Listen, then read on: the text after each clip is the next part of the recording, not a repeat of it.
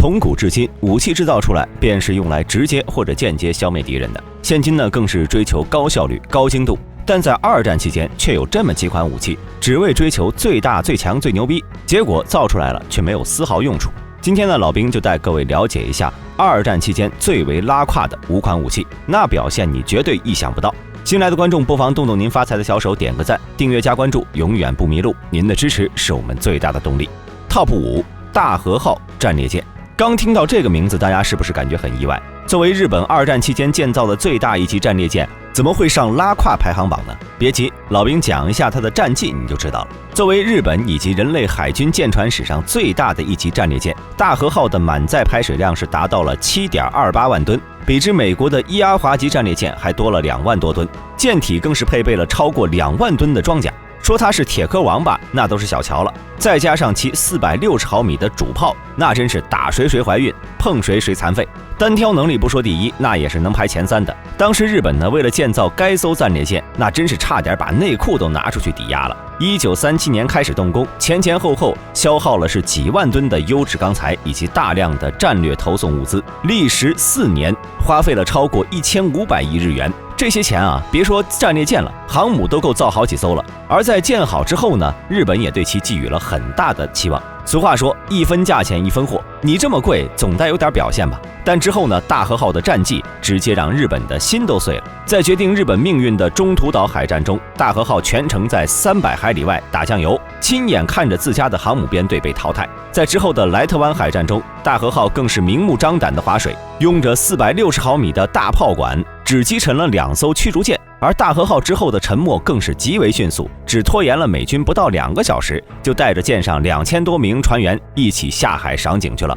就这表现，他不上榜谁上榜？拉胯指数3颗星。Top 4，旭库夫号重炮潜艇。作为海面下的刺客，潜艇一向是以鱼类为主要攻击武器的，这在当时可是全部认可的。结果法国呢，总有一些设计师脑洞大开，想要给潜艇来个全方位的升级改造，想要将重型巡洋舰的主炮安装在潜艇上。咋地？你这是非得听个响啊？没想到的是，法国高层还真的就同意了这个方案。之后，旭库夫号重炮潜艇就轰然诞生了。其整体舰长110米，舰宽9米，水下排水量可以达到3300吨。不仅装备了12具鱼雷发射管，还真就配置了一门双联装的203毫米的舰炮。老兵是真搞不懂当时设计师的想法呀！你这搞个上吐下泻的有啥用啊？同时期的战列舰安装的大多数是406毫米主炮，你这对轰怕不是在找死啊？后面该型潜艇的成绩也如老兵所预料的，在其8年的服役生涯中没能击沉任何一艘潜艇，这也能够预料到，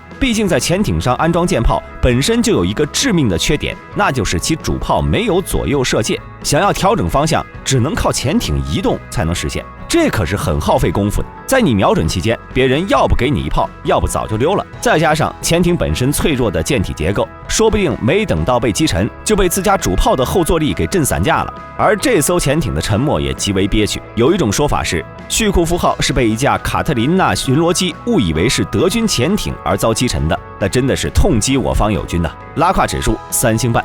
Top 3，伊400级潜艇。此型潜艇是二战期间世界上最大的，但这一点呢，不是老兵要说的，我要说的是，还是日本在设计时的脑回路，在这一点上真的是不得不佩服呀！他们竟然要在潜艇上起降飞机，真是没点胆量都不敢这么想。而从当时日本的战略角度上来讲呢，伊400级潜艇类似于上述的大和号战列舰，该级潜艇的水下排水量是达到了6560吨，极限设计航速为水上20节，水下7节，能够持续航行3.3万海里，单艘可以持续作战4个月以上。不夸张的说，其作战半径可以达到世界上任何一个角落了。本来作为当时最强的潜艇，日本好好用就行了，结果非要在潜艇上起降飞机，直接将其改造成为水下航母。可能当时的日本高层在想，利用伊400级潜艇将3架战机运到美国近海，借此发动自杀式攻击或者攻击巴拿马运河。不过呢，理想很丰满，现实却很骨感。以3架战机的挂弹量，撑死也就携带2吨左右的航弹，根本不足以威胁到美国。之后也验证了老兵的观点，一直到伊400级潜艇被美军击沉，这项任务连一丁点儿都没有完成。拉胯指数4颗星。Top 2，古斯塔夫巨炮。听到这款武器的名字，是不是感觉相当的威武霸气？其实也确实相当的强悍，因为该款巨炮的口径达到了恐怖的800毫米，包括运输车在内，它重达1350吨，整门大炮高达11.6米，宽7米，全长42.97米，炮身长度就占到了32.48米。炮膛内部能够容纳2发炮弹，一发为4.8吨重的高性能炸药弹，另一发7.5吨重的混凝土穿刺弹，极限射速可以达到46.6公里，能够轻松击穿1米厚的防护装甲，简直就是当时的超级武器。当时呢，希特勒为了击穿法国的马奇诺防线，便让手下设计并制造了古斯塔夫巨炮。但是希特勒没想到的是，巨炮造好没多久，法国便投降了，使得该巨炮一下成了多余之物。直到后来苏德战争爆发，被冷藏了许久的巨炮才再次被拉上战场，结果一炮闻名。德军耗费了半年没打下来的塞瓦斯托波尔要塞，结果巨炮的第一发炮弹就击中了要塞的地下弹药库，可以说是一发入魂，精准的不行。而这也是该款巨炮的首次参战，也是它的最后一次参战。那么后来德军为什么不经常使用呢？主要还是巨炮太重了。你想啊，光是炮身就重达1350吨，如果要将该炮运往前线，光是运炮的列车就长达22节，而且操作古斯塔夫巨炮简直是后勤部门的梦魇呀！因为仅是组装该款巨炮就需要1500名士兵累死累活干3个星期，再加上还得安排人员保护此款巨炮。当时德军就安排了4000人的防御部队和大量的高射炮，简直麻烦到了极点。拉胯指数4星半。Top 1，鼠式坦克。光听名字，你是不是觉得这款坦克一定非常轻呢？老兵告诉你，该款坦克可是2战德国设计的超重型坦克，战斗权重达到了188吨，是虎式重型坦克的3倍多，一度成为了人类史上最重的坦克，同时也是2战中最为拉胯的坦克。其整体车长10.09米，车高3.7米，车宽3.67米。要说到鼠式坦克的诞生缘由，你们可不要笑啊！在2战时期，希特勒得知苏联研发了一种特大型坦克，也就是后来的 T-35，体型庞大，浑身插满炮管，火力极为恐怖。希特勒想着这哪能落后于苏联呢？于是便找来了国内的坦克设计师，对其只有一个要求，那就是更大更猛。随后鼠式坦克就诞生了，这家伙无愧于188吨的体重啊，其本身装甲最薄处也有100毫米厚。要知道虎式坦克的正面装甲也才100毫米，毫不夸张地说，2战中没有任何一款坦克能够击穿它。再加上鼠式坦克安装的55倍口径128毫米主炮，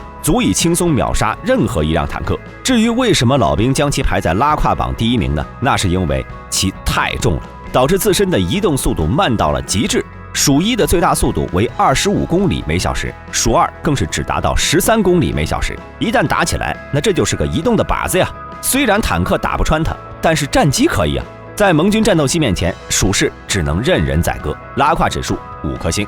那么大家还知道哪些华而不实的武器呢？欢迎评论区留言讨论。如果各位有什么想看的系列，也可以发在评论区内，老兵会尽快将其安排上日程。好了，今天视频就到这里，想了解更多记得点个关注，咱们下期视频不见不散。